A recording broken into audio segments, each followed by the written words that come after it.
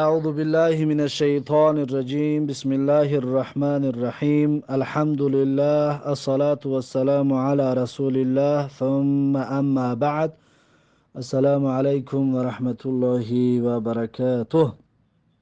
خب کتاب ریاض الصالحین حدیث 510.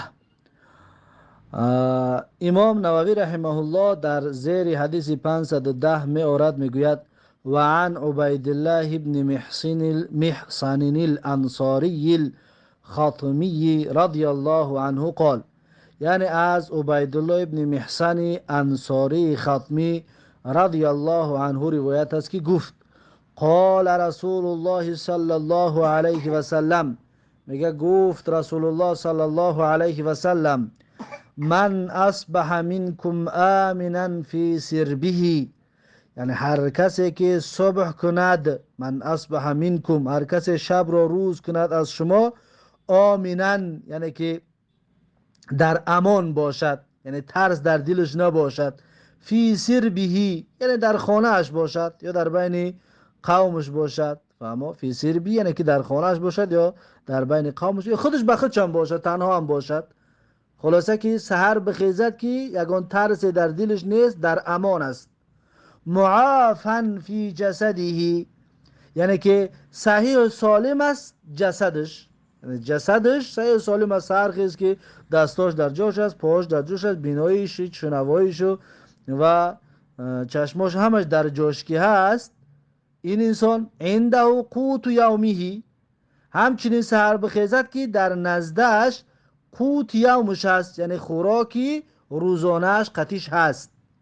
فکأنما، پیغمبر صلی الله علیه و سلم که هر انسان همین چیزها را که روپروکی شد، فکأنما پس گویا این که حیزت له الدنیا بحذافیرها، یعنی که حیزت یعنی جمع شدگی است، گویا این که جمع شدگی است برای اون دنیا، بحذافیرها یعنی به تمامش، به پررگیش، یعنی گویا که این انسان تمام نعمت دنیا را دارد. وقتی سحر خیستی در امن و امان هستی، صحت و سلامت هستی، خورد و خوراک همون روزت را داری، پس گویا که تمام دنیا در نزد تو جمع شدگی است، تمام نعمت های دنیا. فهمو؟ رواه ترمذی، و این حدیث را امام ترمذی روایت کرده و قال حدیث حسن، و گفتگی است که حدیث حسن است. خب بعد از این حدیث 511 وعن عبد الله بن عمرو بن العاص رضي الله عنهما أن رسول الله صلى الله عليه وسلم قال، از عبدالله ابن عمرو ابن عاص رضی الله عنهما روایت است، ان رسول الله صلی الله علیه وسلم قال، هر نمیگه رسول الله صلی الله علیه وسلم گفت قد افلح من اسلم، واقعا نجات یافتگی است و پیروز شدگی است. افلح یعنی نجات یافتگی است، پیروز شدگی است. من اسلم، هر کسی که مسلمان شدگی است، یعنی کسی که مسلمان شد پیروز شدگی است و رستگار و نجات یافتگی است. و کان رزقه کفافا، و باشد رزق اون انسان کفاف، یعنی که به اندازه نیازش، و رزقش به اندازه نیازش باشد. و قنعه الله بما آتاه، و قانع گردانده است الله سبحانه و تعالی وی را بما آتاه، به آن چیزی که برای اون دادگی است. بما آتاه یعنی برای الله قانعش کرده، قناعت در دلش الله جای کردگی است. بما آتاه به آن نعمتی که الله برای اون انسان دادگی است. یعنی هر انسانی که مسلمان شود و رزقی به اندازه نیازش داشته باشد و قناعت داشته باشد، اون انسان افلحه، یعنی که نجات یافتگی است و رستگار می باشد. رواه مسلمون، این حدیث را امام مسلم روایت کردگی هست. بعد از این حدیث 512 وعن ابي محمد فضالة بن عبيد الانصاري رضي الله عنه انه سمع رسول الله صلی الله علیه و سلم یقول، از ابو محمد فضاله ابن عبید انصاری رضی الله عنه روایت است، انه سمع رسول الله صلی الله علیه و سلم یقول، هر آینه وی میگه شنیده است رسول الله صلی الله علیه و سلم رو که میگوید، رسول الله صلی الله علیه و سلم میگه طوبى لمن هدی الى الاسلام، یعنی خوش به حال، طوبى یعنی خوش به حال، لمن کسی که، خوش به حال کسی که هدی الی الاسلام هدایت یافتگی است به سوی اسلام، خوش به حال کسی که هدایت یافتگی است به سوی اسلام. و کان عیشه کفافا، و باشد روزیش، یعنی عیشه یعنی که آنچه که روزگارش میبرد، یعنی رزق روزیش، و باشد رزق و روزیش کفافا یعنی به اندازه نیازش. این مسلمان هم همچنین توبا، یعنی خوش به حالش که روزیش به اندازه نیازش باشد، و قنع و قانع باشد، و قانع کند یعنی قناعت بکند. و این انسان توبا یعنی خوش به حالش، کسی که این سه صفت رو داشته باشد: یکم که هدایت به سوی اسلام یافتگی باشد، دوم رزق روزیش به اندازه نیازش باشد، و سوم قناعت داشته باشد. پس میگه این طور انسان توبا، خوش به حال این طور انسان. رواه ترمذی، یکم این حدیث را روایت کرده امام ترمذی، و قال حدیث حسن صحیح، و گفته امام ترمذی که حدیث حسن و صحیح می باشد. بعد از این حدیث 513 و عن ابن عباس رضی الله عنهما قال، و از ابن عباس رضی الله عنهما روایت است که گفت کان رسول الله صلی الله علیه و سلم یبیت الليالي متتابعة، لیالی المتتابعة طاویا و اهله لا یجدون عشاء. میگه که از ابن عباس رضی الله عنه روایت است که گفت، ابن عباس رضی الله عنه گفت که کان رسول الله صلی الله علیه و سلم، یعنی بود رسول الله صلی الله علیه و سلم، یبیت الليالي المتتابعة طاویا، یعنی که یبیتو یعنی خواب میکرد، خواب شب را یبیت میگوین، یعنی خواب در شب خواب میکرد، لیالی المتتابعه یعنی که چند شبهای پی در پی، طاویان گرسنه، در حالی که گرسنه بود، در حال گرسنگی چند شبها رسول الله گرسنه خواب میکرد. و اهله لا یجدون عشاء، و خاندان پیغمبر صلی الله علیه و سلم نمیافتند عشا، یعنی که نان شب، نان بگیم طعام بیگه خرک را نمیافتند، نان بیگه را اهل بیت پیغمبر، خاندان پیغمبر نمیافتند. و کان اکثر خبزهم خبز شعیری، و بود به اکثر یعنی بیشتر و زیادتر نانی خاندان پیغمبر صلی الله علیه و سلم خبز شعیری، یعنی که نان جوین، یعنی غالبا خاندان پیغمبر صلی الله علیه و سلم نان جوین را استفاده می بردند. رواه ترمذی، این حدیث را امام ترمذی روایت کرده که و قال حدیث حسن صحیح، و گفته است که حدیث حسن و صحیح می باشد. بعد از این حدیث 514 و عن فضالة بن عبید رضی الله عنه ان رسول الله صلی الله علیه و سلم کان اذا صلى بالناس، میگه از فضاله ابن عبید رضی الله عنه روایت است ان رسول الله صلی الله علیه و سلم، هر آن پیغمبر صلی الله علیه و سلم، کان اذا صلى بالناس یعنی بود هنگامی که شروع میکرد نماز جماعت رو با مردم، صلی بالناس یعنی که با مردم نماز جماعت میخوند، وقتی نماز جماعت شروع میکرد. یخر رجال من قامتهم فی الصلاة من الخصامة و هم اصحاب الصفة حتی یقول الاعراب هؤلاء مجانین. یخر یعنی میافتیدند، یخر میافتیدند، رجال من قامتهم فی الصلاة مردان از بینشان که در بینشان چخ بودن در نماز، فی الصلاة در نماز چخ بودن، من الخصامت یعنی افتیدنشان، یخیر رو می افتیدن. از چی می افتیدن؟ الخصامتی، من الخصامتی یعنی از ضعفی و ناتوانی، از گرسنگی شدید، یعنی همین قدر گرسنه ماندگی بودن دیگه بگم طاقتی یا تحمل چخت سادن رو نمیکردن، می افتیدن. و هم اصحاب صفتی، و همین مردایی که می افتیدن اصحاب صفه بودن. اصحاب صفه همون مهمانان اسلام. حتی یقول الاعراب، تا اینکه صحرانشینان میگفتند، اعرابیان میگفتند هؤلاء مجانین، یعنی اینها دیوانه هستند. وقتی در نماز میدن که اینها میافتند میگفتند اینها دیوانه هستند.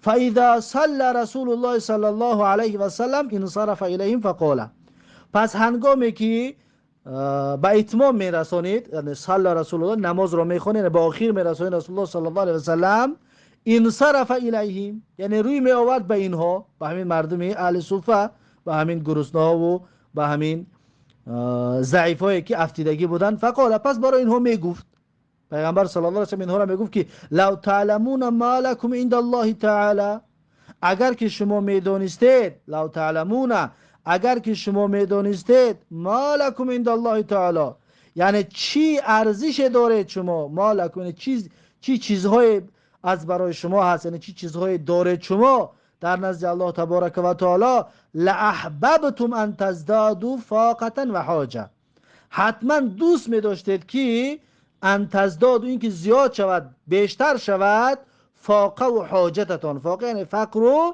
و حاجه و تنگ دستیتان از این هم زیادتر شود. یعنی اگر که شما می دونستید نزد الله شما چی منزلت و چی جایگاه و چه مکان دارید، پس شما دوست می داشتید که از این دم کم بغلتر شوید، از این دم نیازمندتر و تنگ دستتر شوید. یعنی که اینها مردم خیلی با عزت و با شرف بودن که پیغمبر صلی الله علیه و سلم براشون بیان کرد که شما چقدر قدر و منزلت بزرگ نزد الله دارید. رواه ترمذی، این حدیث را امام ترمذی روایت کردگی است و قال حدیث صحیح، و گفتگی است که حدیث صحیح است.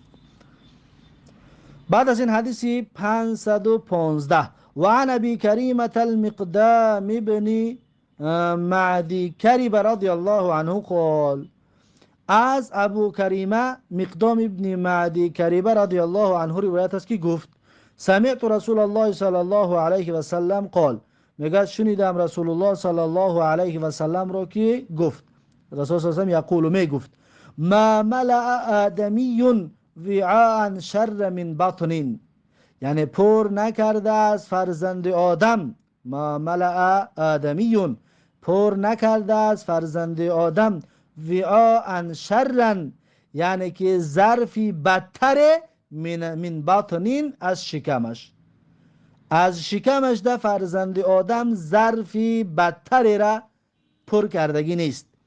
بحسب ابن آدم اکلات یقمن صلبه، بحسب ابن آدم یعنی کافی است، یعنی کفایت میکند فرزند آدم را، اکلاتون چند لقمه که یقمن صلبه راست کند میانش را، یعنی سر پا خودش را نگاه داشته بتواند، چخ ایستاده بتواند، همین قدر بخور که خودت را چخ با پایهای خودت نگه بداری، حسبک یعنی کفایت میکند.